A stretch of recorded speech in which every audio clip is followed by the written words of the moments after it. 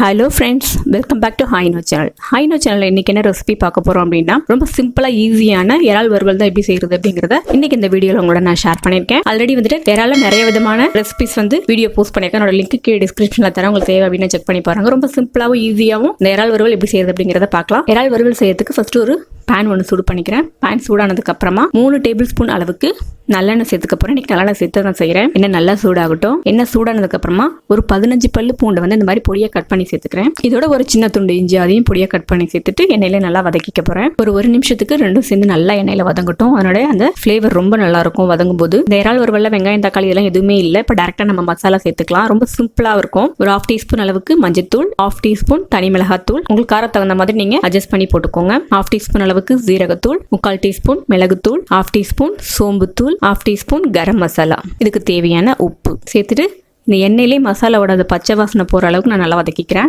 அடுப்பை வந்துட்டு சிம்மில் வச்சுக்கோங்க. ஹையில் வச்சிங்கன்னா கருகி போயிடும். சிம்மில் வச்சுட்டு ஒரு நிமிஷத்துக்கு நம்ம நல்லா மசாலாவோட பச்சை வாசனை போகிற அளவுக்கு வதக்கிக்கலாம். இப்போ 1 நிமிஷம் ஆயிடுச்சு. இதோட நான் வந்துட்டு 2 டேபிள் ஸ்பூன் அளவுக்கு டொமேட்டோ கெச்சப் சேர்த்துருக்கேன். நீங்கள் அதுக்கு பதிலாக வந்துட்டு மீடியம் சைஸ் தக்காளி 2 தக்காளி நல்லா வந்துட்டு மிக்சியில் ஃபைன் பேஸ்ட் அரைச்சி கூட சேர்த்துக்கலாம். டொமேட்டோ கெச்சப் சேர்த்துட்டு அதையும் நல்லா நான் மசாலாவோட கலந்து விட்டுக்கிறேன். இது லைட்டாக வந்துட்டு இனிப்பு டேஸ்ட்டில் இருக்கும். ரொம்பவே நல்லா இருக்கும். குழந்தைங்க ரொம்ப விரும்பி சாப்பிடுவாங்க. இதை வந்துட்டு நீங்கள் வெரைட்டி ரைஸோட சாம்பார் சாதம், ரசம், தயிர் சாதம் சேர்த்து சாப்பிட்றதுக்கு ரொம்ப சூப்பரான ஒரு காம்பினேஷனா இருக்கும். சாஸ் சேர்த்துட்டு ஒரு நிமிஷத்துக்கு நம்ம நல்லா வதக்கி விட்டா போதும். இன்னைக்கு நான் வந்துட்டு 1 கிலோ அளவுக்கு இறால் எடுத்திருக்கேன். இது வந்து கடல் இறால் தான். அது நல்லா கிளீன் பண்ணிட்டு அந்த குடல்லாம் எதுவுமே இல்லாமல் நல்லா க்ளீன் பண்ணி கழுவி தண்ணி இல்லாமல் எடுத்து வச்சிருக்கேன். இதை வந்துட்டு நம்ம அந்த மசாலாவோட சேர்த்துக்கலாம். கொஞ்சம் கூட தண்ணி இல்லாமல் நல்லா வடிகட்டிட்டு இறால் சேர்த்துக்கலாம். நம்ம வறுவல் தான் செய்ய போகிறோம். இறால் சேர்த்துட்டு நல்லா அந்த மசாலாவோட மிக்ஸ் பண்ணிக்கலாம். இந்த ரெசிபி செய்யறதுக்கு பார்த்தீங்க அப்படின்னா மொத்தமாக 10 நிமிஷத்தில் உங்களுக்கு அந்த ரெசிபி நீங்கள் ரெடி பண்ணிடலாம். இறால் சேர்த்துட்டு நல்லா நான் இந்த மசாலாவோட கலந்து விட்டுக்கிறேன். இப்போ வந்துட்டு இதை மூடி போட்டு நம்ம ஒரு 5 நிமிஷத்துக்கு நல்லா வேக வச்சிடலாம். நான் பாருங்க தண்ணி துளி கூட சேர்க்கல. இந்த இறால் வேக போது அதுவே தண்ணி விட ஆரம்பிச்சிருக்கு. ஒரு 5 மினிட்ஸ்க்கு நம்ம மூடி போட்டு நல்லா வேக வச்சிட்டோம்னா அந்த தண்ணி ஃபுல்லாகவே நல்லா வத்தி நமக்கு இறால் ரெடி ஆயிடும். ஹை ஃப்ளேம்ல வச்சுட்டு ஒரு 5 மினிட்ஸ்க்கு நம்ம